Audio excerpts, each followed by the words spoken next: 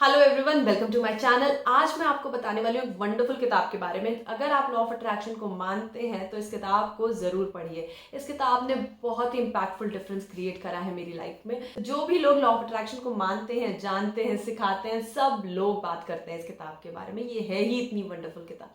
तो अगर आप भी law of attraction journey start करना चाहते हैं तो आज मैं आपको बताने वाली हूँ एक ऐसी किताब जो आपकी लाइफ को 100% चेंज कर देगी। So let's start with the video.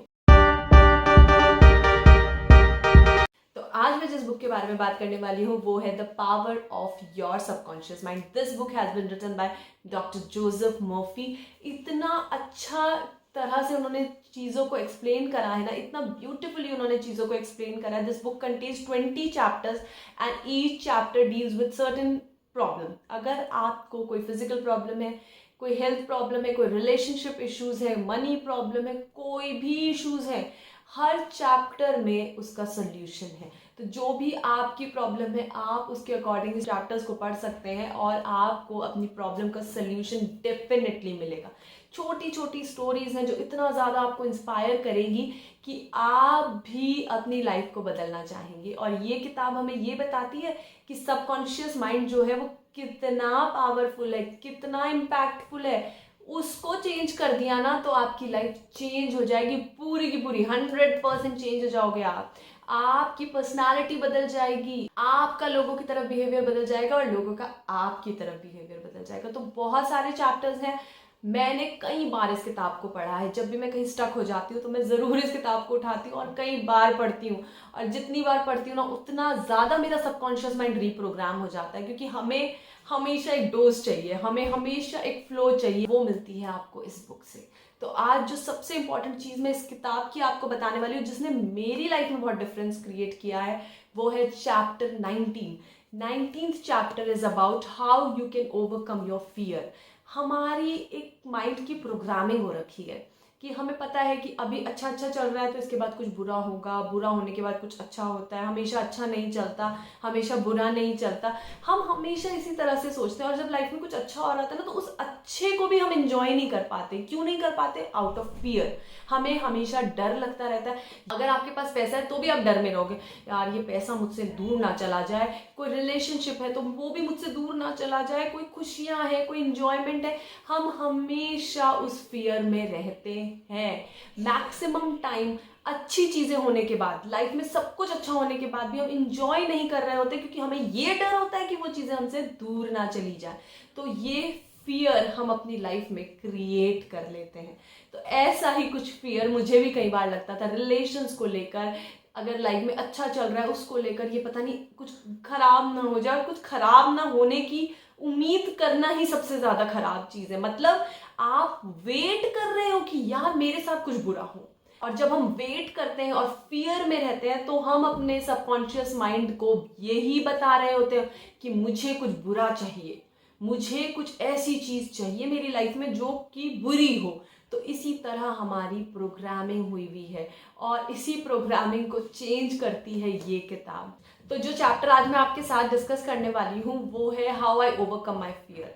तो इस बुक में लिखा है कि there are 2 types of fear, one is abnormal and one is normal fear. Normal fear is अगर मैं रोड पे जा रही हूँ, मुझे लेफ्ट राइट देखकर ही रोड क्रॉस करना है, that is a normal fear. वो आपको तैयार करता है, आपको सेफ गार्ड करता है कि आपको सब कुछ देखभाल के ही काम करना है।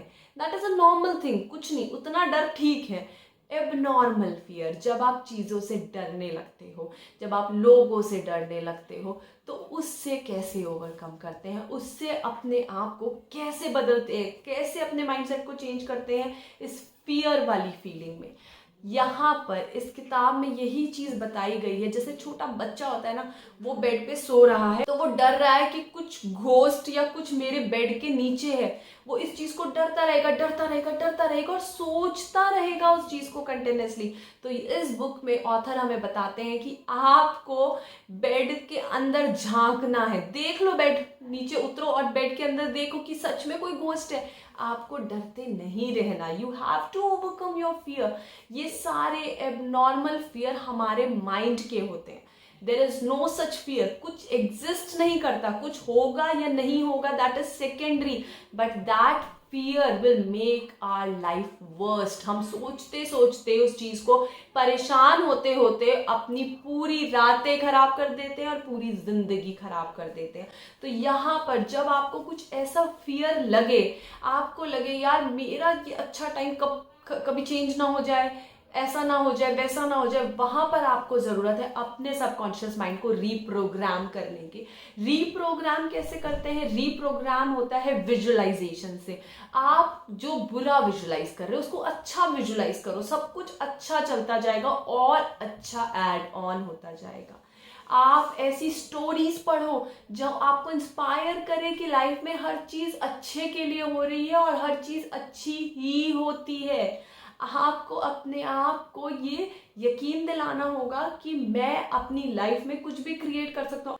फियर सबसे ज्यादा लो वाइब्रेशन वाला फीलिंग होता है। आप जब फियर में होते हो ना किसी भी चीज के, चाहे चीजें कितनी भी अच्छी हो रही हो, बट आपको कंटिन्यूसली डर लगा हुआ है चीजों का खराब होने का, तो आपकी लाइफ वर्स्ट होती जाएगी। Worst not in the sense कि आपका पैसा कहीं चला जाएगा, आपके रिलेशन कहीं चले जाएंगे, बट आपका सुख चैन कहीं चला जाएगा और आप कभी खुश नहीं रह पाओगे। तो आपको फियर से ओवरकम कैसे करना है वो ये किताब बताती है। इस किताब में मैंने सिर्फ 2 चीजें पिक करी हैं।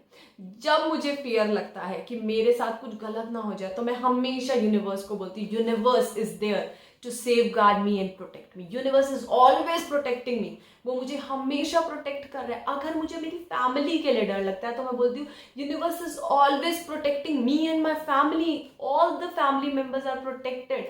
मेरे सारे फैमिली मेंबर्स, सब लोगों को यूनिवर्स प्रोटेक्ट कर रहा है, सेफ गार्ड कर रहा है। और मैं उस चीज को फील करती हूँ, खुद ये चीज सोचती हूँ, सरेंडर कर देती हूँ यूनिवर्स को सब कुछ, कि तुम हर चीज को प्रोटेक्ट कर रहे हो।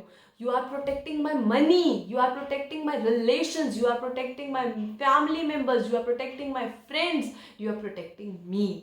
आपको ये हमेशा खुद को बोलना है कि सब कुछ प्रोटेक्टेड है। और किसने ये प्रोटेक्शन शील्ड बनाई हुई है? यूनिवर्स ने। जब भी आप इस प्रोटेक्शन में रहेंगे, इस प्रोटेक्शन शील्ड में रहेंगे, आपके साथ कुछ गलत नहीं होने वाला। और खुद को हमेशा एक चीज बतानी है कि सुख के बाद सुख आता है, सुख आता है, सुख आता है। क्यों? क्योंकि जब मैं सुखी हूं और मैं हाई फ्रीक्वेंसी पे वाइब्रेट कर रहा हूं, तो उस हाई फ्रीक्वेंसी पे कौन सी फ्रीक्वेंसीज आसपास होंगी? हाई फ्रीक्वेंसी ही होंगी। कोई लो फ्रीक्वेंसी तो नहीं कैच कर लूंगा मैं अचानक से। तो हमें हमेशा हाई फ्रीक्वेंसी पे रहना है। और जब हम हाई फ्रीक्वेंसी पे वाइब्रेट कर रहे होते तो हम हाई फ्रीक्वेंसी वाली चीजों को ही अट्रैक्ट कर रहे होते। आप लो फ्रीक्वेंसी पे नहीं आओगे तो सुख के बाद और सुख के बाद और सुख और सुख, हम सुख की तरफ बढ़ते जाते हैं क्योंकि हम अपनी फ्रीक्वेंसी को इंक्रीज करते जाते हैं। और जितना ज़्यादा आप अपनी फ्रीक्वेंसी को इंक्रीज करते हो उतना ज़्यादा आप चीज़ों में आगे बढ़ जाते हो। और अगर आपको किसी भी चीज़ का छोटा मोटा फियर है ना, स्टेज फियर है, या कई लोगों को लिफ्ट में जाने का फियर होता है, किसी को रात को अंधेरे से डर लगता है, किसी को बंद कमरे से डर लगता है, तो बहुत इंपॉर्टेंट चीज़ है टू ओवरकम दैट फियर। वो कुछ नहीं है, वो कुछ फीलिंग्स आपने जनरेट करी है, वो कहीं ना कहीं आपके दिमाग में बचपन में बैठ गया, या आपने कोई स्टोरी सुन ली ऐसी कि उसके साथ ऐसा हो गया था, वहां पे वैसा हो गया था। उन स्टोरीज को क्रिएट करके हम वो फियर बना लेते हैं। हुई होती हैं चीजें किसी के साथ, बट वो चीजें हम अपने ऊपर अप्लाई कर लेते हैं। हम इतना ज्यादा चीजों को सुनते हैं, इतना ज्यादा कैप्चर करते हैं अपने माइंड में कि हमें खुद भी नहीं पता होता क्या चीज मेरे लिए जरूरी है और क्या नहीं, बट स्टिल हम सब कुछ सुन के अपने ऊपर अप्लाई करते हैं और फिर उन चीज़ों के फियर अपने अंदर जनरेट कर लेते हैं। तो आपको क्या करना है? अगर ऐसा कोई भी फियर है तो उसको फेस करिए। अगर अंधेरे में डर लगता है तो अंधेरे में बैठ कर देखिए। अगर आपको एलिवेटर में जाने से डर लगता है, लिफ्ट में जाने से डर लगता है, तो जाकर देखिए। और अगर वो स्टार्टिंग आप नहीं कर सकते तो पहले विजुअलाइजेशन से स्टार्ट करिए। आप उस चीज़ को विजुअलाइज करिए कि मैं एलिवेटर में हूँ, मैं एक बहुत बड़े अंधेरे कमरे में अकेला बैठा और अकेले बैठ के खुश हो रहा हूँ और मुझसे रोशनी निकल रही है जो उस अंधेरे कमरे को भी रोशन कर रही है।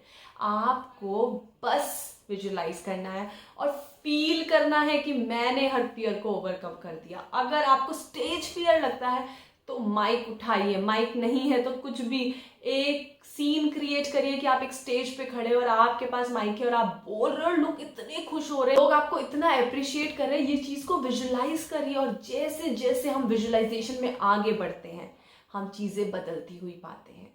क्यों? क्योंकि हम उस चीज को डेली अपने विजुलाइजेशन में जी रहे होते हैं। तो एक बार उसको जीना तो स्टार्ट करिए, उस चीज को करना तो स्टार्ट करिए और अपने फियर को हमेशा के लिए दूर भगा दीजिए।